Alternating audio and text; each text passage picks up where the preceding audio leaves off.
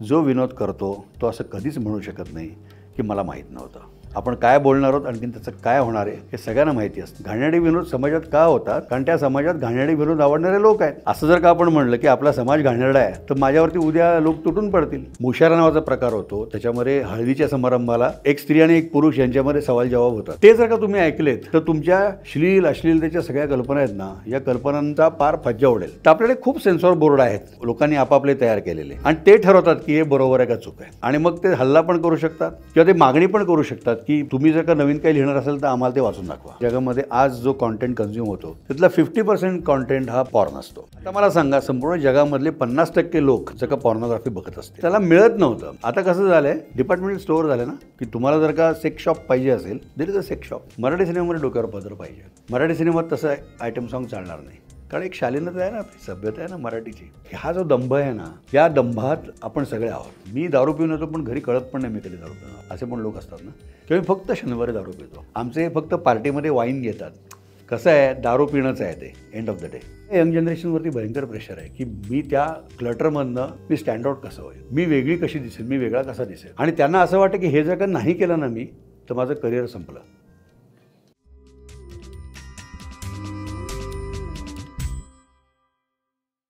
नमस्कार, मी विनायक पाचलक आणि थिंक बँकच्या बिहाइंड द सीन्समध्ये तुम्हा सगळ्यांचं पुन्हा एकदा स्वागत.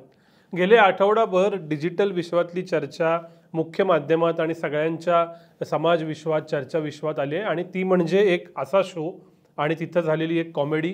त्या कॉमेडीत काय अश्लील आहे, काय अश्लील आहे, त्याच्यावरून काय घडतंय, राजकारणी, समाजकारणी, घराघरातले व्ह्युअर्स, हे सगळ्यांपर्यंत ही चर्चा झाली. आणि त्यातनं काही मूलभूत प्रश्न उभे राहिलेत की नक्की कशाला कॉमेडी म्हणायचं, नक्की काय अश्लील, काय अश्लील, त्याच्यावरती काय कारवाई व्हायला हवी, का काही कारवाई व्हायलाच नको. या सगळ्या मुद्द्यांचा परामर्श घेण्यासाठी आज माझ्याबरोबर एक अत्यंत महत्त्वाची व्यक्ती आहे, श्रीरंग गोडबोले सर. स्वागत आहे थिंक बँकवरती पहिल्यांदा. नमस्कार सर. गेले 40हून अधिक वर्ष या सगळ्या क्षेत्रात आहेत. नाटक असेल, सिनेमा असेल, प्रोडक्शन असेल, घडले बिघडले सारखी मालिका आपल्यातल्या कित्येक जणांना आठवत असेल. त्यामुळे ज्याला आमच्या भाषेत ओजी म्हणतात, असे ओजी या सगळ्या एंटरटेनमेंट क्षेत्रातले सर आहेत. शिवाय परिनिरीक्षण मंडळ जे असतं परफॉर्मिंग आर्टचं, त्याचे सर अध्यक्ष राहिलेले आहेत. त्यामुळे या सगळ्याचा आढावा कुणाकडून घ्यावा, तर जे नाव समोर येतं त्यांच्याकडून हे सगळे मुद्दे समजून घ्यायचे. सर, पहिल्यांदा सुरुवात त्या घटनेचा कॉन्टेक्स्ट आहे म्हणून. एक कॉमेडी घडते म्हणलं तर एका जेन झीसाठी बनवलेल्या शोमध्ये घडते, पण त्याचा समाजभर, देशभर परिणाम होतो. त्याच्याबद्दलचं तुमचं मत काय? माझं मत असं आहे त्याच्यामध्ये की अगदी प्रथमतः सांगायचं, ते बरोबर का चूक अशा दोनच भागात जर काही डिवाईड करायचं असेल तर ते चुकीचं आहे. याचं कारण तुम्ही एक असं विधान करता ज्या विधानामुळे जर का सगळं समाजमन, म्हणजे अगदी फार थोडे लोक असे असतील की ज्यांना ते पटलं असेल, बरंचसं समाजमन याच्यामुळे जर का ढवळलं गेलं असेल, तर याचा अर्थ असा की बहुतांश समाजाला हे एका रेषेच्या पलीकडचं वाटलेलं आहे. मलाही तसं वाटलं. अर्थात हे इतकं कालसापेक्ष आहे की कदाचित आणखीन 100 वर्षानंतर हे अगदीच सामान्य आहे म्हणून लोक सोडून पण देतील. पण ते आज झालं आहे, त्यामुळे त्याला आजचाच आपण संदर्भ घेतला पाहिजे. आजच्या संदर्भात ते चुकीचं आहे. आता नक्की कुठपर्यंत हे चालतं आणि कशाच्या पुढे हे चुकीचं होतं, ती एक सीमारेषा असते, आणि ती सीमारेषा करणाऱ्याला खरं तर माहिती असते मनातल्या मनात.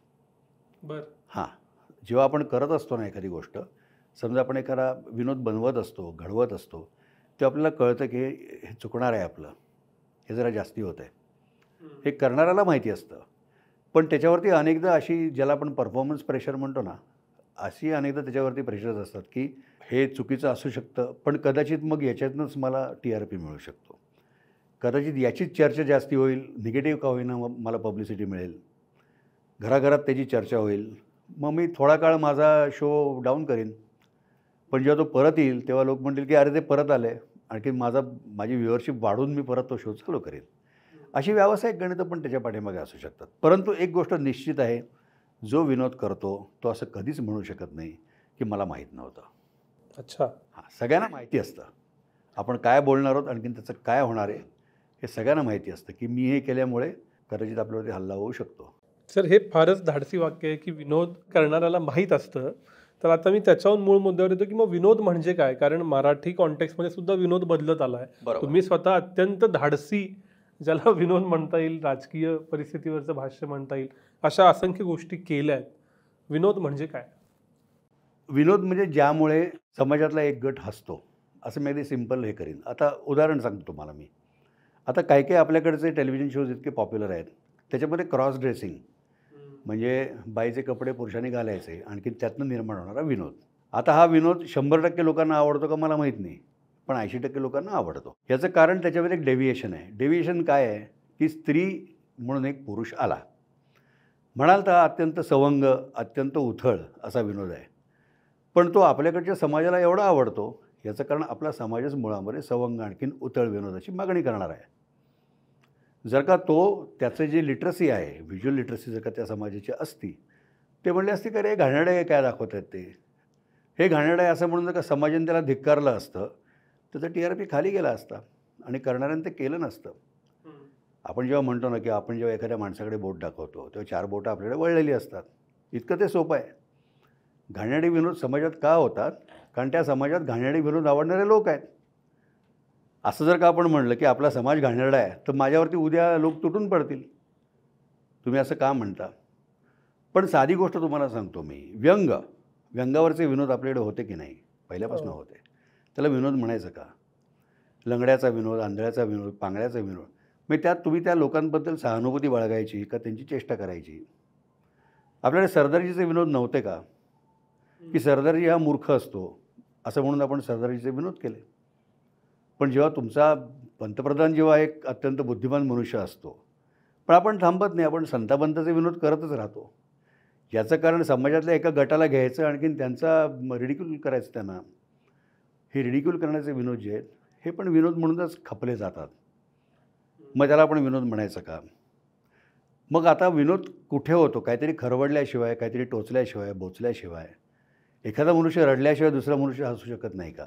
म्हणजे एक विदूषक आहे, आणखीन तो विदूषक जेव्हा खाली पडतो, आणखीन जेव्हा तो का अंगाचं मुटकुळं करून गडाबडा लोळायला लागतो, तेव्हा जर का सगळा सर्कस बघणारा समाज हसायला लागला असेल, कशी त्या विदूषकाची फजिती झाली. तो जेव्हा त्या याला लटकतो, झुल्याला लटकतो, आणखीन त्याची चड्डी निघते, तेव्हा जर का समाज हसत असेल, तर मग ही परिपक्वता त्यांनी दाखवायची का समाजाने दाखवायची? करणारा आणखीन ऐकणारा, हसणारा. विनोदाच्या प्रक्रियेमध्ये हे सगळे लोक सहभागी आहेत. त्यामुळे तुम्ही फक्त करणाऱ्यावरती बोट ठेवून चालत नाही. करणारा आणि हसणारा हे दोघे त्याच्यामध्ये सहभागी आहेत. हसलेच नाहीत जर का एखादा विनोद आला, तर कोण करेल विनोद? विनोदी नाटकाची पण आपल्याकडची जर का तुम्ही एक प्रथा परंपरा बघितली, लोकनाट्य असेल. लोकनाट्यामध्ये सर्व प्रकारचे विनोद आहेत. त्याच्यामध्ये अगदी ज्याला असं अश्लील वगैरे म्हणतात, तशा प्रकारचे विनोद आहेत. स्त्रियांवरनं केलेले विनोद आहेत. लफडी, कुलंगडी याच्यावरनं केलेले विनोद आहेत. अनेकदा राजकीय पण त्याच्यामध्ये आलेले विनोद आहेत. तर एक असा मोठा बुके विनोदाचा ते लोकनाट्य घेऊन येतं. दादा कोंडकेंच्या डबल मिनिंग विनोदामध्ये काय आहे? म्हणजे पानसटपणा अनेकदा असतोच. पण त्याच दादांनी केलेले अत्यंत बौद्धिक विनोद म्हणतो तसे पण आपण बघितलेले आहेत. पण दादांना कशाकरता लोक ओळखतात? तर डबल मिनिंग विनोदाकरताच ओळखतात. आणि त्यांचे सिनेमे सिल्वर ज्युबिली का होतात? याचं कारण हा विनोद पाहिजे लोकांना. लोकांना पाहिजे म्हणून विनोद होतो, लक्षात घ्या. आता अत्र्यांनी पण विनोद केले. आपण जर का थोडं मागे जाऊन बघितलं, अत्र्यांनी विडंबन काव्य केलं. झेंडूची फुलेसारखी जर का तुम्ही कविता बघितल्यात, त्या कवितेत त्यांनी विडंबन केलं. पण त्या विडंबनामध्ये अनेकदा एक पॉलिटिकल त्याला गर्भितार्थ असायचा. किंवा अत्र्यांना वाटायचं की हे चुकीचं आहे म्हणून त्यांनी केलेलं त्याचं विडंबन असायचं. म्हणजे आम्ही कोण म्हणून काय पुसता, आम्ही असू लाडके, असं जर का कवी म्हणत असेल, तर त्याला जर का अत्रे म्हणत असेल की आम्ही कोण म्हणून काय पुसता, दाताडं वेंगाडूनी, तर ते काय ट्विस्ट करायचं, कशासाठी ट्विस्ट करायचं, या कॉन्टेक्स्टवरती त्या विनोदाचा दर्जा अवलंबून आहे. मला असं म्हणायचं यातनं की थोडक्यात कुठला विनोद चांगला आणि कुठला विनोद वाईट याच्यावरती त्या त्या काळात सुद्धा डिबेट झालेले आहे. हो, प्रश्नच नाही. मग आता फक्त त्या चांगल्या वाईटाची इंटेन्सिटी किंवा फ्रिक्वेन्सी वाढली आहे का? हो, माध्यमाचा एकंदरीत जर का आपण आत्ता असलेला विस्तार बघितला, म्हणजे समजा आपण असं म्हटलं की एकेकाळी आपल्याकडे माध्यमच नव्हतं आणि जे काही होतं ते कथा कीर्तनातनं, देवळामधनं लोकांपर्यंत मनोरंजन जायचं, रंजन, प्रबोधन जे काय ते त्या देवळातनं जायचं. किंवा कधी कोणी पोवाडा घेऊन एखादा आला, तरी पोवाडा गाऊन दाखवला, वासुदेवाला, म्हणजे जे आपल्याकडे लोकपरंपरा सगळ्या आहेत त्याच्यातले विनोद असायचे. त्यातले पण जर का तुम्ही विनोद बघितले तर तुम्हाला लक्षात येईल की त्या विनोदाची पण एक परंपरा आहे. म्हणजे समजा तुम्ही एकनाथांचं भारुड जर का बघितलं, तर एकनाथी भारुडामध्ये सुद्धा तुम्हाला अशा प्रकारचे कोरडे ओढलेले, व्यंगावरती बोट ठेवलेले असे अनेक विनोद तुम्हाला आढळतील. माध्यम त्या काळापासून आहे. आज ते वाढलं आहे का? कारण विस्तार झाला आहे. आज तुमच्या टिप ऑफ द फिंगर्स म्हणतो आपण. आपले फोन आहे, आपल्याकडे टी व्ही आहे, आपल्याकडे हजार माध्यमं आहेत आणि प्रत्येकाला हवं तेवढं मिळतं आहे आणि हवं तेव्हा मिळते. म्हणजे पूर्वी समजा आपण असं म्हटलं की मला पानसट विनोद आवडतात, समजा असं म्हणायचो पूर्वी दूरदर्शनच्या काळामध्ये, तर तेव्हा कधीतरी तो याकूब सईद आणखीन बबन प्रभूचा कार्यक्रम असायचा, हास परिहास कधीतरी, आणि तो 3 मिनटाकरता असायचा. बाकी सगळे आपली माती आपली माणसं आणखीन असेच गंभीर कार्यक्रम असायचे. आता कसं आहे, तुम्हाला कॉमेडी चॅनल पाहिजे का? हे घ्या कॉमेडी. किती पाहिजे? दिवसभर पाहिजे, हे घ्या, दिवसभर बघा. मग त्याच्यामध्ये थोडी प्रत किंवा क्रमवारी अशी आहे की मग त्यातसुद्धा अस्सल विनोद, हा जास्ती कायिक विनोद, जास्ती वाचिक विनोद, असे सगळे अंग उपांग त्याचे आहेत. मग आपल्याकडे आता चांगला कॉमेडीचं उदाहरण जर का घ्यायचं झालं तर आपल्याकडे आता महाराष्ट्राची हास्यचित्र आहे, ठीक आहे. त्याच्याबद्दल फार क्वचित असा वादंग होतो. याचं कारण ते एका विशिष्ट प्रकाराचे विनोद ते करतात. ते बिलो द बेल्ट जात नाहीत फार, किंवा ते एखाद्या माणसाच्या भावना दुखावतील असं बोलत नाहीत. समाज मान्यता जिथे आहे तिथपर्यंतचे विनोद ते करतात.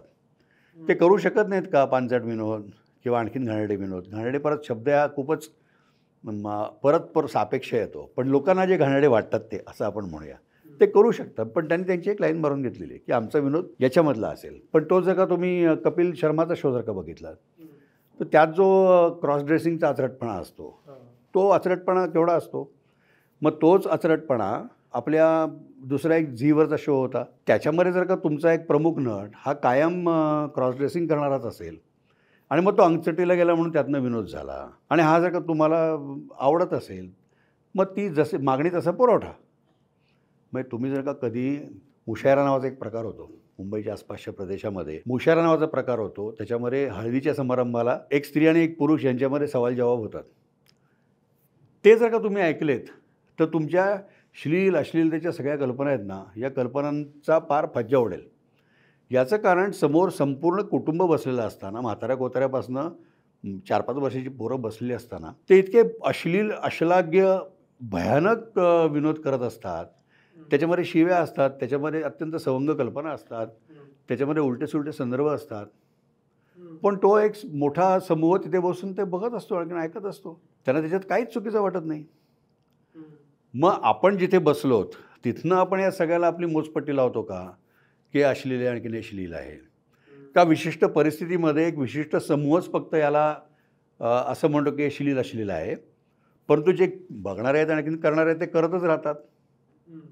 मग अनेकदा या क्रॉस ड्रेसिंगवरनं अनेकदा वादंग झालेले आहेत, पण ते काही थांबत नाही आहेत. याचा एक असा अर्थ काढायचा की साधारणतः एखाद्या शोच्या दिग्दर्शकाचा हा सेन्स आहे किंवा ही जबाबदारी आहे की माझा जे ऑडियन्स आहे, त्याचं जे समाजमन आहे, त्याच्या चौकटीत मी काय काय करू शकतो, कुठं मला फ्लेक्झिबिलिटी आणि कुठं लिमिट आहे, हा अंदाज चुकला की गडबड होती? अंदाज चुकतो, आणि या अंदाज चुकण्यामध्ये अनेकदाची रिॲक्शन काय येते ते पण असतं. मग आता आपण थोडंसं बोलतो ते अश्लील किंवा असभ्य याच्याबद्दल बोलतो आहे. पण समजा तुमच्याकडे एक शो असा आहे की ज्यात तुम्हाला कुणावरती तरी किंवा कुठल्या तरी वृत्तीवरती काहीतरी एक कोरडा ओढायचा आहे, त्याला तुम्हाला जोरदार चिमटा काढायचा आहे. आता जेव्हा आम्ही तो चिमटा काढतो, समजा मी माझ्या घडले बिघडल्यामध्ये समजा आम्ही ठरवलं की आज ना हे चुकीचं आहे जे घडलं आहे ते, आणि याच्यावरती मी काहीतरी खरमरीत भाष्य केलं पाहिजे.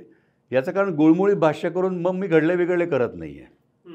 मी कुठला तरी एक सामान्य शो करतो आहे. लोकांची अपेक्षा काय? घडलं बिघडल्यामध्ये निर्भीडपणे बिंदासपणे या गोष्टीवरती हा शो बोलेल.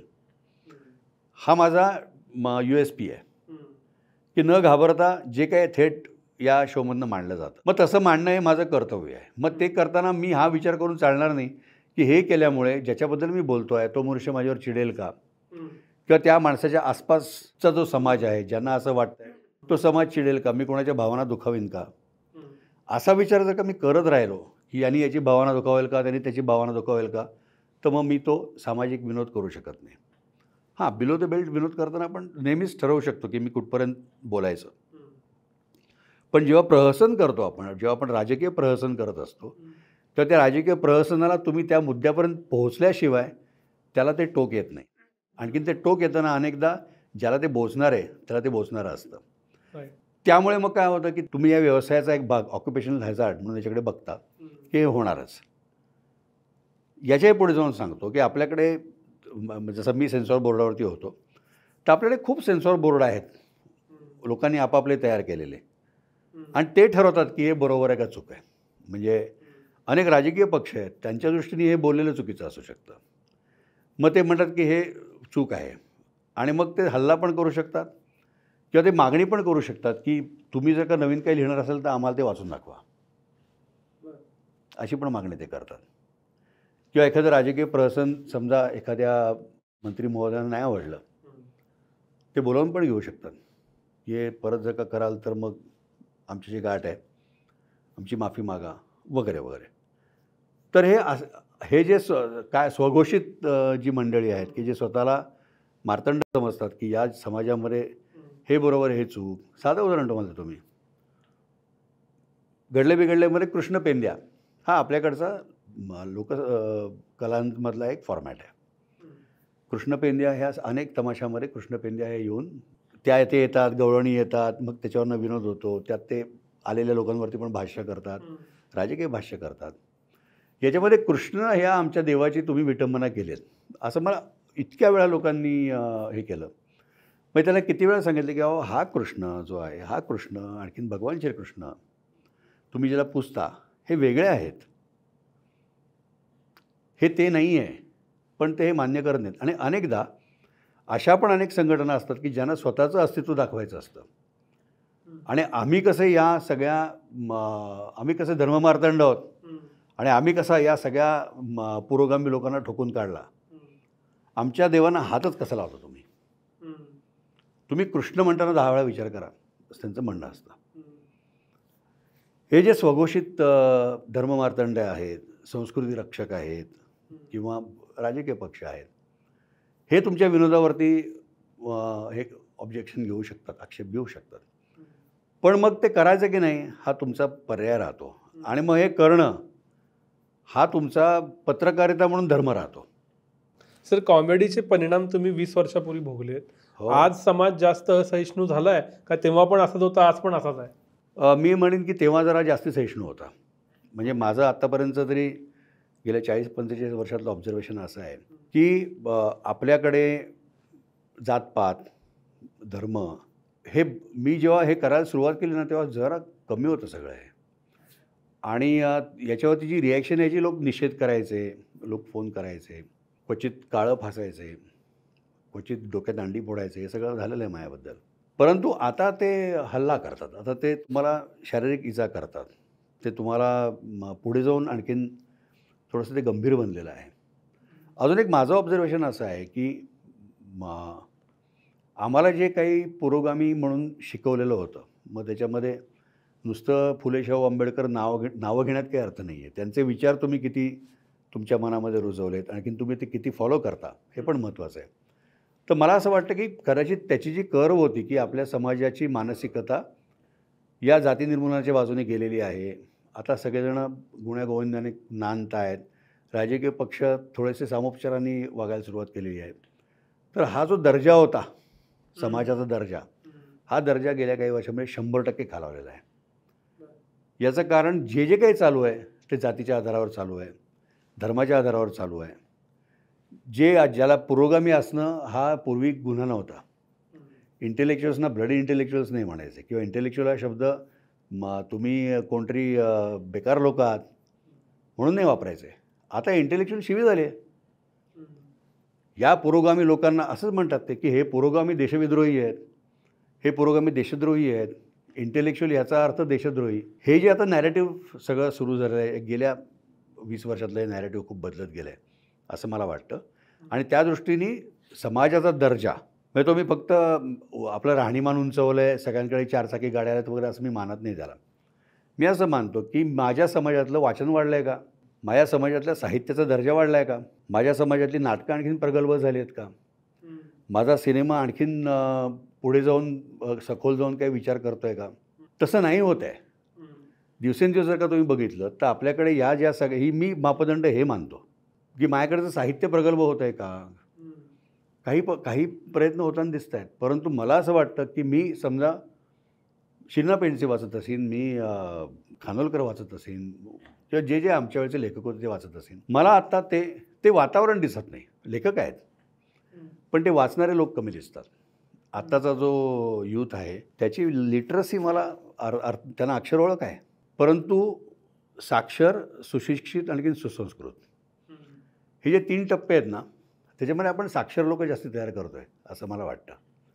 सुशिक्षित कमी झालेत, सुसंस्कृत फारच कमी झालेत. तर मला असं वाटतं की पैसे मिळाले म्हणजे राहणीमान उंचावलं, आणखीन दारिद्र्य रेषेच्या वरती किती लोक आले वगैरे स्टॅटिस्टिक्स आपण अनेकदा सांगत असतो.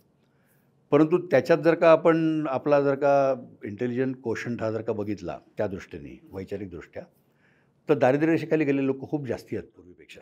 खूप टँजंट प्रश्न. क्लास आणि क्रिंज याच्यात फरक काय? परत ते कालसापेक्ष आहे. परंतु मला वाटतं की पर्पज काय ते महत्त्वाचं असतं.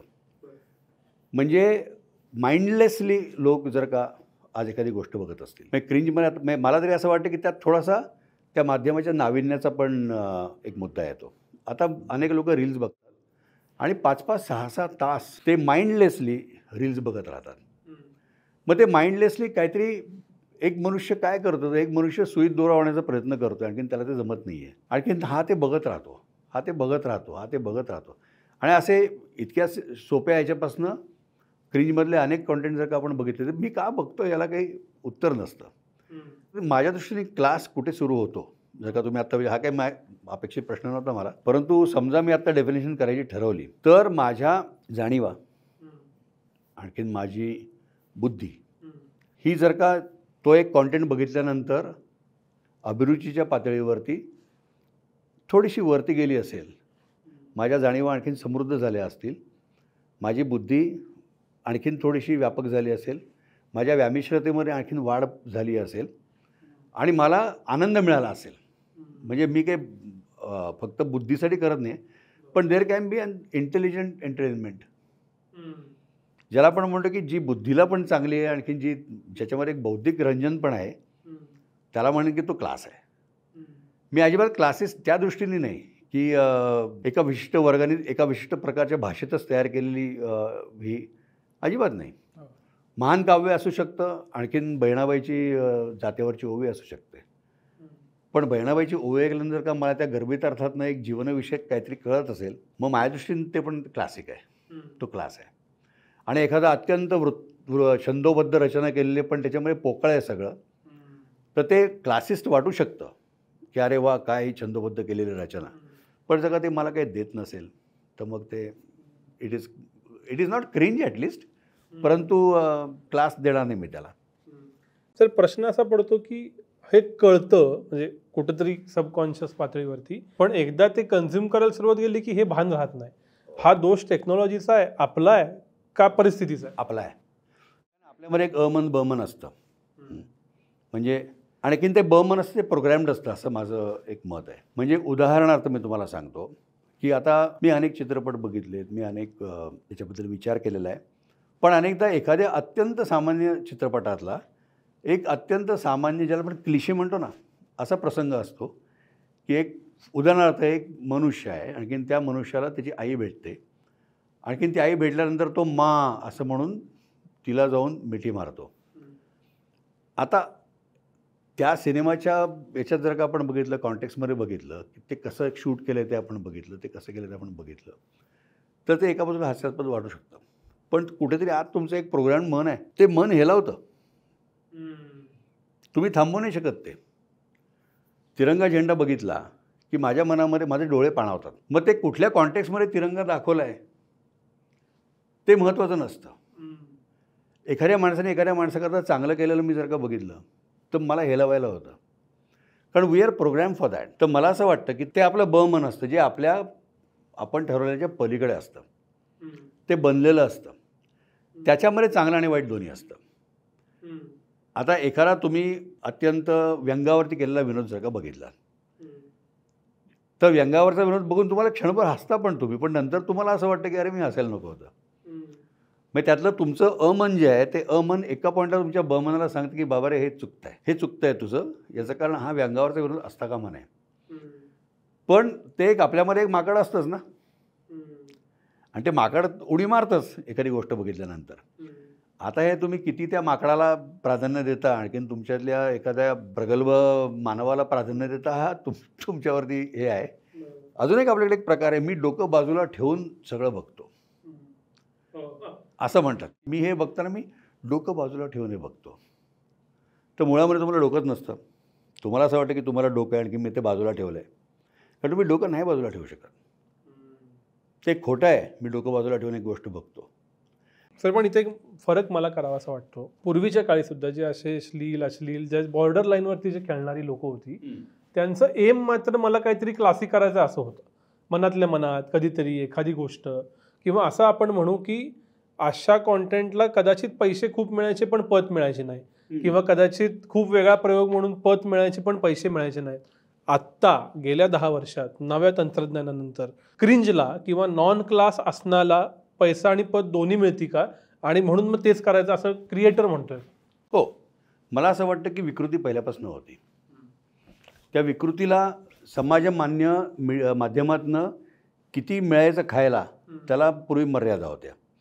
मी अगदी साधी गोष्ट तुम्हाला सांगतो. मी आपल्या सगळ्यांनीच म्हणजे तरुणपणी कधीतरी पिवळी पीतपत्रिका सगळ्यांनी बघितलेली आहे की ती पुस्तकं मिळायची, आणखीन त्या वयामध्ये भयंकर त्याची चटक असायची की आपण आपल्यापासून काहीतरी दडवलेलं आहे, आपण ते बघितलं पाहिजे. बरोबर. आता ती म्हणजे कधीतरी कुठनं तरी कोणीतरी आणलेली आणखीन ती बघितली जायची. पण आता तुम्हाला माहिती असेल की या जगामध्ये आज जो कॉन्टेंट कन्झ्युम होतो त्यातला 50% कॉन्टेंट हा पॉर्न असतो. आता मला सांगा, संपूर्ण जगामधले 50% लोक जर का पॉर्नोग्राफी बघत असते, त्याचे पण विविध प्रकार आहेत म्हणजे पॉर्नोग्राफीचे, तर मग तुम्ही त्याला काय म्हणाल? पूर्वी सगळ्या साहित्यामधलं 50% साहित्य हे पॉर्नोग्राफिक नव्हतं. त्याचं एक प्रमाण होतं. मग त्याच्यामध्ये प्रकार होते. म्हणजे समजा माझ्या लहानपणी ती भयानक पुस्तकं असायची, त्यात घाणेरडी चित्र असायची, आणि मग ते एखादा काकोडकरांसारखा अत्यंत रोमॅन्टिक लेखक असायचा की जो स्त्रीचं वर्णन इतकं करायचा की ती वाचतानासुद्धा तुम्हाला चाळवल्यासारखं व्हायचं. मग त्याच्यापुढे जाऊन मग प्लेबॉय आम्हाला कोणीतरी आणून दिले की हे बघा, प्लेबॉयमध्ये तर किती छान छान फोटो असतात वगैरे. असं करत करत करत मग एक पॉईंट असा आला की जेव्हा आपल्याला वाटलं की नाही, हे आता ती फेज येऊन गेली आयुष्यात. पण आता असं आहे की ती फेज आयुष्यभर राहिलेल्या लोकांची, याचं कारण ते सगळं अवेलेबल आहे. तुम्हाला गंमत सांगतो, मी माझ्या शाळेचा ग्रुप आहे. आता हे सगळेच 65 वर्षाचे आहेत शाळेतले लोक. तर आमचा व्हॉट्सॲप ग्रुपवरती 2 प्रकारचा कॉन्टेंट येतो. एक एकदम सगळी विविध मंदिरं, तिथल्या आरत्या, आज सकाळी या देवाचं दर्शन, उद्या त्या देवीचं दर्शन, हा एक कॉन्टेंट असतो. आणखीन दुसरा कॉन्टेंट पॉर्नोग्राफिक असतो. काही मंडळी येते, काही मंडळी आज व रोज विविध फोटो, विविध बायकांची चित्र अशी टाकतच राहतात. आता मला सांगा, जे त्या वयामध्ये एक तुमची फेज येऊन गेली, ती फेज जर का तुमच्या आयुष्यावर टिकली असेल तर तुमचं बमन तुमच्या बमनाला कायम पाहिजे होतं. ते समाजामध्ये कायम होत, त्याला मिळत नव्हतं. आता कसं झालं आहे, डिपार्टमेंटल स्टोअर झालं ना, की तुम्हाला जर का सेक्स शॉप पाहिजे असेल, there is a sex shop available झाले. आता ते आता हे त्याचं लोकाभिमुख झालं आहे असं म्हणायचं, डेमोक्रेटायझेशन म्हणायचं का, याला सगळीच बाजारपेठ खुली झाली, आणखीन आता कशाचंच काहीच हे राहिला नाही आहे, तरतम भाव राहिला नाही असं म्हणायचं, हे अत्यंत व्यक्तिसापेक्ष आहे. आणि ते त्या काळानुसार आहे. म्हणजे जर का तुम्ही आत्ता परदेशात गेला, आता काय पूर्वीपासून परदेशात गेलात तर सेक्स शॉप असायचीच. आपली लोक तिकडे जाऊन थरथर कापायची की अरे बापरे, हे काय 4 चौघामध्ये हे कसलं दुकान या लोकांनी मांडलं आहे. याला त्या लोकांचं म्हणणं असं की आम्हाला वाटतं की असावं, असं पण एक दालन असावं की ज्याची विकृती आहे त्या विकृत माणसाला पण हे आहे, हक्क आहे. आणि तुम्ही का त्याला विकृत म्हणता? तुमच्या मनामध्ये विकृती नाही आहे की तुम्ही उघडपणे ती दाखवत नाही. ही माणसं उघडपणे दाखवत आहेत, तरी या प्रतिवादाला तुम्ही काय म्हणणार? म्हणजे याला तुम्ही प्रतिवाद करूच शकत नाही. याचं कारण आपल्या आत विकृतीपासनं अत्यंत प्रगल्भ हा सगळा बँड आहे. प्रत्येकाच्या मनात तो बँड आहे. कुणी नाही म्हणू नये, जे नाही म्हणेल ते खोटं आहे, ते खोटं बोलत आहेत. याचं कारण ते नॅचरली आपल्यामध्ये, नैसर्गिकरित्या आपल्यामध्ये ते सगळे भावभावना आहेत. त्यातल्या कुठल्या भावनेला प्राबल्य द्यायचं, कुठल्या भावनेला आपण त्याचं शमन करायचं, हे ज्या माणसाला कळतं आहे, त्या माणसाने जे ठरवलेले मापदंड आहेत त्याच्यावर तो ठरवतो की हे श्लील आहे का अश्लील आहे. एखाद्या माणसाची ती नाहीच आहे पातळी. बरं पातळी म्हणलं परत क्वालिटेटिव्ह होतं. एखाद्या माणसाला नाही वाटत ते चुकीचं, तो म्हणतो मला पाहिजे आहे.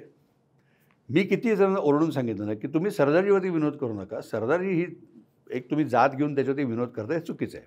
पण ते जर का म्हणलं की नाही आम्हाला आवडतं ना पण, आणि आमच्यामध्ये खरं तर आम्हाला सरदारजीवरती विनोद करायचे नाहीच आहेत, पण ते असल्याशिवाय संटापंटा असल्याशिवाय त्याला मजाच येत नाही. याचं कारण ते व्हिज्युअलाइजच करू शकत नाहीत त्याशिवाय. तुम्ही जर का नौटंकीला गेलात, तुम्ही जर का एखाद्या लोकनाट्याला गेलात, तुम्ही तमाशाच्या बारीवर गेलात, तिथलं जे एक्सपेक्टेशन आहे लोकांचं तेच तुम्ही करायला पाहिजे. तिकडे जाऊन जर का तुम्ही भागवत पुराण सांगायला लागलात, कोणी ऐकणार नाही. पण तेच तुम्ही मंदिरात गेलात आणि मंदिरामध्ये आख्यान लावलेलं आहे किंवा मग हरिनाम सप्ताह चालू आहे, त्या हरिनाम सप्ताहात जर का तुम्ही वेळेकडे बोलायला लागलात तर लोक त्याला विरोध करणार. कारण ते तिथे ठरवून आलेत, इथे मला हरिनाम सप्ताहच ऐकायचा आहे आणि इथे मला पांचटपणाच ऐकायचा आहे. आता याचं मिश्रण डेंजरस होतं. एक महाराज आहेत जे महाराज म्हणतात की मी कीर्तन करतो, पण बोलताना ते अशा अनेक गोष्टी बोलतात ज्यामुळे ते अनेकदा वादंग निर्माण करतात.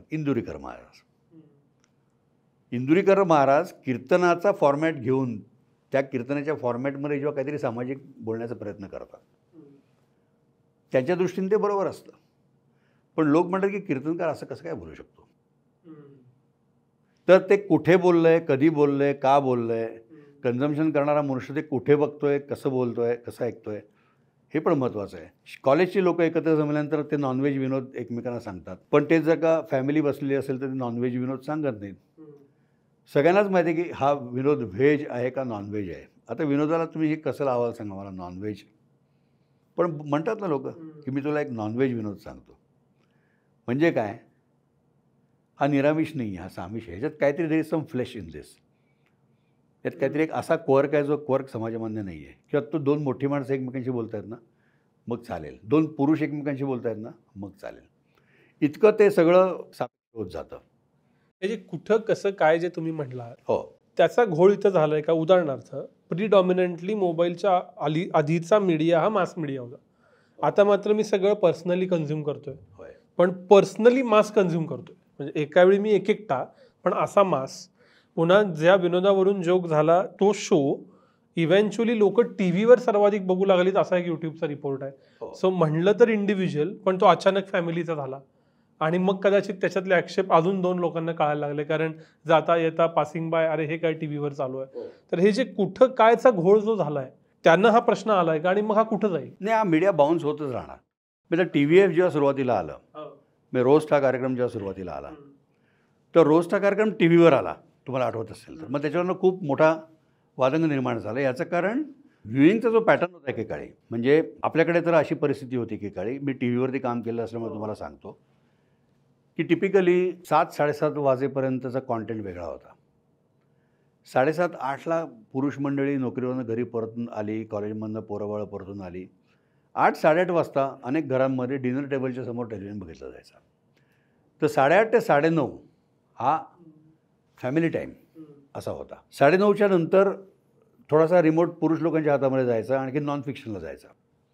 10:30 वाजता तो 100% पुरुषांच्या हातात जायचा, कारण स्त्रिया घरातली सगळी आवरावर करून झोपायला जायच्या, मुलं झोपायला जायची, आणि मग तो एखादा पुरुष घराच्या हॉलमध्ये बसून त्याला काय हवं असेल ते बघायचा. तर जशी प्राण्यांची वॉटरिंग होलवर जाण्याच्या वेळा ठरलेल्या असतात ना, की इतके वाजता सिंह जातो, इतके वाजता डुकरं जातात, इतके वाजता हरणं जातात, ह्याच्यात जर का घोळ झाला, मग हरिण आणखीन सिंह जर का एकाच वेळा तळ्यावर पोचले तर तो उडी मारणारच त्याच्यावर. आणि हरणं म्हणणार की हा अन्याय आहे, आम्ही तर नेहमी पाणी प्यायला जातो, हा सिंह आमच्यावरती का उडी मारतो. जंगलाचे नियम होते की नाही, तसे पूर्वी मीडियाचे नियम होते, विनोदाचे नियम होते की ना, हा नॉनव्हेज आहे, हा आम्ही पुरुष सांगतो, मी ऑफिसमधला जोक आहे, आम्ही घरी नेत नाही. मग हा विनोद आमच्या बायकांचा विनोद आहे. तिथे पण अश्लीलचा प्रश्न येतो बरं का. म्हणजे तुम्हाला तिथले काय काय विनोद ऐकून असं वाटेल की अरे बापरे काय आहे म्हणून, पण ते विनोद ते पुरुषांमध्ये आणत नाहीत. ही सगळी वर्गवारी करतात ना. हा पुरुषांचा विनोद, हा स्त्रियांचा विनोद, हा फॅमिलीचा विनोद, हा राष्ट्रीय पातळीवरचा विनोद, हा टेलिव्हिजनवरचा विनोद, हा TVFचा विनोद, हा फोनवरचा विनोद. जेव्हा हे सगळं सरमिसळ झालं आणि कॉन्व्हर्जंट मीडिया ज्याला आपण म्हणतो, नाव the media is converge to phone. तुम्ही TV पण फोनवरच बघता, तुम्ही क्रिकेटची मॅच तिथेच बघता, तुम्ही स्टँडअप कॉमेडी सिरीज बघता आणि सगळंच त्या एका फोनवरती बघता. 16 तासाचं ॲव्हरेज कन्झम्पशन आहे आज यंगस्टर्सचं. Phone consumption is 16 hours per day. फक्त 8 तास झोपण्याचे सोडून 16 तास ते फोनवरच असतात अभ्यासासकट. त्यामुळे ते सगळंच एकत्र आलं ना. आता ही वर्गवारी संपली. तुम्हाला एका स्क्रीनवरती सगळं अवेलेबल आहे. मग तिथनं ते सगळे पडसाद उमटायला सुरुवात. तन्मय भटही एका पॉडकास्टमध्ये म्हणालेला की जितकी जास्त स्पर्धा तयार होती तितकं अटेन्शनसाठी तुम्हाला अधिकाधिक एक्स्ट्रीम व्हावं लागतं. आणि मग त्या एक्स्ट्रीमिटीचा परिणाम म्हणून ज्यानं कदाचित कॉन्ट्रोवर्सी तयार होईल अशी रिस्क कॉमेडियन घेतो, पॉडकास्टर घेतो आणि शो करतो. अगदी बरोबर. तर आता तर प्रत्येक जणच कंटेंट कन्झ्युम करतोय. म्हणजे आपण ज्या पद्धतीत बोलतोय असे पॉडकास्ट 2019 साली किती होते आणि आज किती आहेत, तर आज 100 पट आहे. अशा वेळेला extremism is way to success हे कितपत योग्य आहे? आता परिस्थितीच आहे. मग ज्याला डिसरप्शन म्हणतो आपण, आपल्याकडे हा शब्द आपण नेहमी वापरतो की माझा कॉन्टेंट डिसरप्टिव्ह आहे का. डिसरप्टिव्ह म्हणजे काय? त्या एका स्तब्ध असलेल्या तळ्यामध्ये मी दगड टाकून तरंग निर्माण करतो आहे का? मी डिसरप्शन करतो आहे का? डिसरप्शन म्हणजे त्याच्याबद्दल चर्चा व्हायला पाहिजे, कोलाहल व्हायला पाहिजे. 100 लोकांनी म्हणलं पाहिजे का हे बरोबर आहे, एकाने म्हणलं पाहिजे हे चूक आहे. त्याची चर्चा व्हायला पाहिजे. त्या चर्चेतनं आणखीन ऑडियन्स तयार व्हायला पाहिजे. हा जो आत्ताचा एक पॅटर्न आहे, पॅटर्न म्हणण्यापेक्षा ही आत्ताची सत्य परिस्थिती आहे की डिसरप्शन. टेलिव्हिजनवरती सांगतात डिसरप्ट करा. टेलिव्हिजनवरती चांगला कॉन्टेंट घेऊन म्हणतात की कॉन्टेंट उत्तम आहे, खराब करा. या शब्दात सांगतात हे खूपच चांगलं आहे, जरा खराब करा. तर आम्ही म्हणतो की आम्हाला चांगलं करायचं शिकवलं आहे लहानपणापासून, तुम्ही हे खराब करा का सांगताय? ते म्हणतात की चांगलं इट डझंट सेल. काहीतरी सवंग करा, आचरटपणा करा, पांचटपणा करा, तर ते विकलं जाईल. या सगळ्याला माझं तर मत असं आहे की ते मेकर्सपेक्षा सुद्धा तुम्ही जेव्हा समाज म्हणून प्रगल्भ व्हाल, तुम्ही जेव्हा म्हणाल की नाही आम्हाला हे नको आहे, आणि तुम्ही म्हणाल म्हणजे फोरममध्ये नाही म्हणत आहे मी, व्ह्युअरशिपमध्ये म्हणतो आहे मी. व्ह्युअरशिपमध्ये जर का क्रॉस ड्रेसिंगच्या शोला TRPच बंद झाला की आम्हाला नाही आवडत क्रॉस ड्रेसिंग, हे सवंग आहे. एका मोठ्या समाजातल्या समूहाने सांगितलं पण नाही, त्यांच्या बिहेवियरमधनं दिसलं, त्यांच्या कन्झम्पशनमधनं दिसलं की अशा प्रकारचा विनोद लोकांना हल्ली आवडत नाही. खाली जाईल ते आपोआप. तुम्ही जर का कन्झ्युम करत राहिला तर ते तुमच्यासमोर हा विनोद टाकतच राहणार की खा, आणखीन खा, आणखीन खा. शेवटी ह्या सगळ्याची जबाबदारी माध्यमांपेक्षा सुद्धा समाजावर आहे. कारण आपण समाज माध्यम असंच त्याला म्हणतो. माध्यम समाजाला बिघडवत नाहीत. माध्यम अजिबात समाजाला बिघडवत नाहीत. यांच्यामुळे आमचा समाज हे झाला, खराब झाला, हे चुकीचं आहे. समाजाची स्वतःची जबाबदारी आहे की आपल्याला काय हवं आहे आणि आपल्याला काय नको आहे त्याची मागणी करणं. ती मागणी पूर्ण होत नसेल तर ते तसं दाखवून देणं, आणि जे चांगलं करत आहेत त्यांच्या पाठीशी उभं राहणं. परत चांगलं काय, वाईट काय आणि पाठीशी उभं राहणं म्हणजे काय, प्रश्न निर्माण होतात. जेव्हा TRP सुरू झाला तेव्हापासून टेलिव्हिजनचे प्रोग्राम आपण ज्या दृष्टीने म्हणतो आहे त्या दृष्टीने सवंग व्हायला लागले. बरोबर. जेव्हा ही रॅट रेस सुरू झाली, आपल्याकडे 960 चॅनल आहेत भारतात. 960 चॅनलने जर का एकमेकांबरोबर स्पर्धा करायची असेल ते कशावरती करणार आहेत, कुठल्या पातळीवर करणार आहेत? आणि जर का तुमचं मार्केट आहे जे त्या नंबर्सवरतीच जाणार असेल, मग आता तुम्हाला सिनेमात काम करताना त्या माणसाला किती फॉलोईंग आहे हा त्याच्या ऑडिशनमधला एक भाग असतो. त्याला अभिनय किती येतो त्याच्यापेक्षा त्याला किती फॉलोईंग आहे, आणि ते फॉलोईंग मिळण्याकरता ती व्यक्ती काय करते आहे, ती स्वतःला एक्सपोज करते आहे का अत्यंत बेदरकार काही स्टेटमेंट्स करते आहे. अशा आपल्याकडे अनेक नट्या आहेत की ज्या नट्या फक्त कॉन्ट्रोवर्सीवरती गेल्या.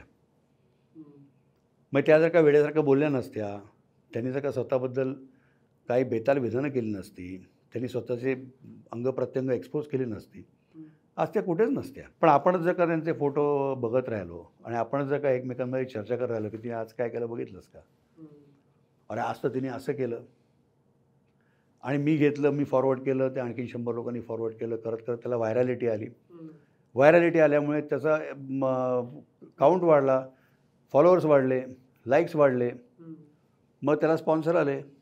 हे जे सगळं दुष्टचक्र मार्केटचं आहे त्या दुष्टचक्रात सगळेच सापडलेले आहेत. आता विनोदसुद्धा त्याच्यातच आत्ता भरडला जातो आहे, अडकलेला आहे. तो विनोद त्यातनं कसा बाहेर येईल हे कोणालाच माहीत नाही आहे, पण तो बाहेर काढण्याचं काम फक्त आणखीन फक्त समाजाचं आहे.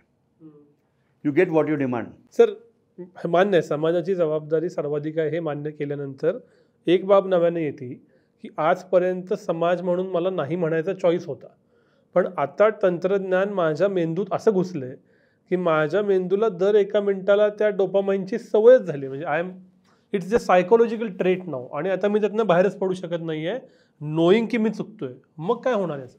नाही, माझ्या मते एक नव्याचं नाविन्य जे असतं ना, नव्याचं नाविन्य काही दिवसांनी कमी होईल. ते म्हणजे समजा आता त्याची लाट आलेली आहे, तर ती लाट एका पॉईंटला ओसरेल आणि आता या अडकलेले जे लोक आहेत त्यातले बरेच लोक परत एकदा त्याच्यातनं बाहेर येतील. मग या लाटा आपल्याकडे येतच राहिल्या. म्हणजे ओके. उदाहरणार्थ जेव्हा 88मध्ये वगैरे जेव्हा रामायण महाभारत आलं, रस्त्याच्या रस्ते ओस पडायचे, सगळे टेलिव्हिजन स्क्रीनसमोर बसून रामायण महाभारत बघायचे. आज तुम्ही ते रामायण महाभारत लावून बघा टी व्हीवरती, काय नाही, त्याला शून्य रिस्पॉन्स येईल. याचं कारण काय, ते तेव्हाच्या काळामधलं तेव्हा होतं, ते येऊन गेलं. आतासुद्धा तुम्हाला हे अशा प्रकारचा कॉन्टेंट येईल. एक पॉईंट लोक म्हणतील की आता बस झालं. साधं उदाहरण देतो, OTTवरती जेव्हा सुरुवातीला आपल्याकडे OTT सिरीज आल्या, त्याच्यामध्ये व्हायलन्स, सेक्स, कस वर्ड्स, ब्लड याचा अतिरेक झाला. याचं कारण काय, हे दाखवायचं नाही नाही नाही नाही नाही म्हणून जे आत्तापर्यंत सप्रेस केलेलं होतं. मी असं म्हणतात ना, केला पोतं जरी बळेची काले, ज्वाला तरी वरती उफाळे. तर लोकांना ते हवं होतं पण ते दाबलं जात होतं. ते जेव्हा आलं तेव्हा एकदम ते असं उफाळलं. आणखीन सडनली तुमच्यापुढे अशा सिरियल झाल्या की ज्याच्यामध्ये लोक ओपनली बोलत आहेत, तुम्हाला ओपनली सेक्स दाखवला जातो आहे, कारण there is no censor for OTT content. लोकांनी बघितलं क्राईम बघितला, ब्लड बघितलं, हिंसाचार बघितला. एका पॉईंटला कमी झालं सगळं ते. आताचा OTT सिरीजमध्ये एखादी गुल्लकसारखी सिरीज अशी येऊन जाते की ज्याच्यामध्ये असं काहीच नाही आहे. पंचायतसारखी सिरीज अशी येऊन जाते, याच्यामध्ये काहीच नाही आहे. अशा सिरीजला तुम्हाला समाजमान्यता पण मिळत नाही. मी एक लंपन नावाची मालिका केली, त्या लंपन मालिकेला राष्ट्रीय पुरस्कार मिळाला सर्वोत्कृष्ट सिरीजचा. त्याच्यामध्ये काहीच नाही आहे असं, आणखी ती पण अनेक लोकांनी बघितली. समाजाचे गट वाढले का हो? म्हणजे उदाहरणार्थ आपण ही सगळी चर्चा करत असताना ही एका विशिष्ट क्राऊडला धरून काढलेली सिरीज ती अचानक समाजात आली म्हणून झाली. दुसऱ्या बाजूला लोक आजही म्हणतात की तारक मेहताच आम्ही बघतो नाव, कारण फॅमिली कॉमेडी म्हणून, किंवा तुम्ही उल्लेख केलात तसं मराठीतल्या कॉमेडी मालिका आहेत. सो फॅमिली कॉमेडी आहेच आणि ही कॉमेडी आली, असं काय झालं? वेगवेगळे गट झाले. मी तुम्हाला सांगतो ना की आपल्याकडे समाज सगळंच बघतो. मग तोच माणूस तारक मेहता पण बघतो, तोच मनुष्य पॉर्नोग्राफी पण बघतो, तोच मनुष्य एकमेकांना चावट विनोद पण सांगतो, तोच मनुष्य हळूच फोनमध्ये काहीतरी बघतो. तोच माणूस असतो. माणूस वेगळा नाही आहे. त्याची काही सगळ्या लोकांनी ठरवलेले नॉर्म्स आहेत. म्हणजे समजा जेम्स बॉन्ड या माणसाने कितीही अश्लील गोष्टी केल्या, ते जेम्स बॉन्ड चालेल, पण मराठी सिनेमावरती येता कामा नये. मराठी सिनेमामध्ये डोक्यावर पदर पाहिजे. हिंदी सिनेमामध्ये तुम्हाला आयटम सॉन्ग पाहिजे, त्या आयटम सॉन्गमध्ये एक्सपोजर पाहिजे. मराठी सिनेमात तसं आयटम सॉन्ग चालणार नाही, कारण एक शालीनता आहे ना, आपली सभ्यता आहे ना मराठीची. हा जो दंभ आहे ना, या दंभात आपण सगळे आहोत. मी असं म्हणत नाही की मी त्याच्या पलीकडे आहे. या दंभात सगळ्यांना असतात, सगळ्यांना सगळ्या प्रकारची प्रलोभनं असतात. पण ते म्हणतात ना, आम्ही सगळं जपून करतो. मी दारू पिऊन येतो पण घरी कळत पण नाही मी कधी दारू पिऊन आलो, असे पण लोक असतात ना. किंवा मी फक्त शनिवारी दारू पितो. आमचे फक्त पार्टीमध्ये वाईन घेतात. कसं आहे, दारू पिणंच आहे ते एंड ऑफ द डे. मग त्याला तुम्ही काय लेबल लावता, काय मुलामध्ये देता, कुठल्या प्रिमाईज खाली ते करता, हा मुद्दा राहतो. पुरोगामी, प्रतिगामी या सगळ्या चर्चांमध्ये आपण आपल्याला फसवतोय का, की ते काहीतरी सतत स्वतःला आयडेंटिटी हवी आणि या आयडेंटिटीची भांडणं चालू झालीत का? मला नाही वाटत आपण फसवतो आहे. मला तर असं वाटतं की तुम्ही अनेक वर्ष जर का एखाद्या गोष्टीबद्दल विचार करत असाल आणि जर का तुमची एक बैठक पक्की झाली असेल आणि मला जर का माझी बैठक मान्य असेल आणि त्याप्रमाणे माझं वर्तन असेल आणि माझ्या बाबतीत होणाऱ्या प्रत्येक गोष्टीला मी त्या बैठकीप्रमाणे तोलून मापून वागत असेल, ती अजिबात फसगत नाही आहे. कोणीतरी म्हणू शकतो तुझी बैठक चुकीची आहे. असेल बाबा, ती माझी बैठक आहे. समजा मी आत्ता नास्तिक आहे, मी आहेच नास्तिक, म्हणजे मी देव मानत नाही. तर अनेक लोक असं म्हणू शकतात की अरे असं तू कसा देव मानत नाहीस, बघ ना आता 50 कोटी लोक कुंभला गेलेत, ते एक धर्म पाळतायत, ते सगळं त्याच्यामध्ये पुण्य पाप हे सगळं मानतायत. कुठे ते 50 कोटी आणि कुठे तू एकटा? मला मान्य आहे ना. 50 कोटी लोक ते करत आहेत म्हणून मी चुकीचा ठरत नाही. पण मी असंही म्हणणार नाही की ते 50 कोटी चुकीचे आहेत. त्यांना त्यांचं लखलाभ आहे, मला माझं लखलाभ आहे. घोटाळा कुठे होतो, जेव्हा मी ही गोष्ट समोरच्यावरती दामटवायला सुरुवात करतो ना, की मी इंटेलेक्च्युअल आहे, मी जास्ती शहाणा आहे आणि तू मूर्ख आहेस. तिथे याला गडबड व्हायला सुरुवात होते, की तो म्हणतो की तू कोण ठरवणार की मी मूर्ख कमी शहाणा आहे. जोपर्यंत मला कळतं की मला जे वाटते त्याप्रमाणे मी वागतोय आणि जोपर्यंत समोरच्याला मी शहाणा करायला जात नाही आहे, मी अजिबात त्याला उपदेश करायला जात नाही आहे. पण समजा एखादा मनुष्य रस्त्यावर कचरा फेकत असेल, मी त्याला सांगेन की बाबा नको टाकू. त्यात काही चुकीचं नाही आहे, त्यात अजिबात चुकीचं नाही आहे. परंतु श्रद्धा वैयक्तिक प्रश्न आहे. कोणी पाळायचा कोणी पाळायचा नाही, वैयक्तिक प्रश्न आहे. मग मी त्या श्रद्धेवरती विरोध नाही करणार आयडियली. सर पुन्हा टँजंट मुद्दा असा कारण तुम्ही कंपनी चालवता इतके वर्ष, सर्व ब्रँड्स बघितलेत. आजकाल इंडिव्हिज्युअल्स ब्रँड झालेत आणि म्हणजे त्यांचं इंस्टाग्राम, फेसबुक आणि यूट्यूब ही त्यांची इक्विटी झाली. अशा वेळेला कोणीतरी व्यक्ती की जो अदरवाईज पॉडकास्टर म्हणून फेमस आहे, त्याच्याकडे मोठी मोठी लोक इंटरव्ह्यू द्यायला जात आहेत, देशातले टॉपचे लीडर त्याचा सत्कार करत आहेत, त्यानं असा जोक केल्यामुळं हे अधिक म्हणजे it's like breaking the brand असं झालं का? झालं असं ना. याचं कारण काय, मुळात त्याच्याकडे जर का एवढी मोठी इक्विटी नसती तर त्यांनी केलेल्या विनोदाला फारसं महत्त्व आलं नसतं. समजा हा विनोद एखाद्या माणसाने जो मीडियावरच नाही आहे, त्या माणसाने स्वतः तो विनोद करून त्याच्या मित्रांकडे जर का पाठवला असता तर ते एका सर्कलपुरतं मर्यादित झालं असतं. जो मनुष्य त्याला आपल्या देशाच्या प्रमुखाकडनं मानमरातब मिळालेला आहे, आणखीन जो आता त्या इथे पोचला आहे, प्रसिद्धीच्या झोतात पोचला आहे. कारण धोनी शून्यावरती आऊट झाला किंवा कोहली शून्यावर आऊट झाला तरच लोक बोलणार ना. तर गल्लीतला क्रिकेटर 100 वेळा आऊट झाला कोण त्याला विचारतंय. पण अभिषेक शर्मा जर का उद्या 2च रन काढून आऊट झाला, सगळं म्हणजे अभिषेक शर्मा कसं काय आऊट होऊ शकतो, अपेक्षा वाढतात त्याच्याकडनं. त्याचं नाव 120 कोटी जर का भारतीय असतील, 100 कोटी लोकांना त्याचं नाव माहिती आहे. त्याच्याबद्दलची एक न्यूज पण 100 कोटी लोकांपर्यंत पोहोचतेच ना. एवढा मोठा मास तिथे ऑलरेडी क्रिएट झालेला आहे. तर जे घडतं ते किती मोठ्या मासच्या एका व्यक्तिमत्वाविषयी घडतं, जी इक्विटी काय आहे ते पण महत्त्वाचं आहे. तुम्ही खूप कलाकारांना भेटत राहता आणि कित्येक बघितलेत. त्या कलाकार फॅटर्निटीला ह्याचं प्रेशर येत नाही का की आपली इक्विटी इतकी एका दगडानं फुटणारी आहे की काय करायचं? भयंकर प्रेशर आहे, भयंकर प्रेशर आहे. म्हणजे मी अनेकदा आमच्यातल्या काही कलाकारांसोबत बाबा का करतोयस हे, तू असा नाही आहेस मला माहिती आहे, तू असा वेड्यासारखा नाचणारा माणूस नाही मला माहिती आहे, पण तुझ्यावरती एवढं काय प्रेशर आहे की तुला तिथे तेवढे लाईक्स आणखीन तेवढं फॉलोईंग ठेवायचंच आहे तुला, सोड ना.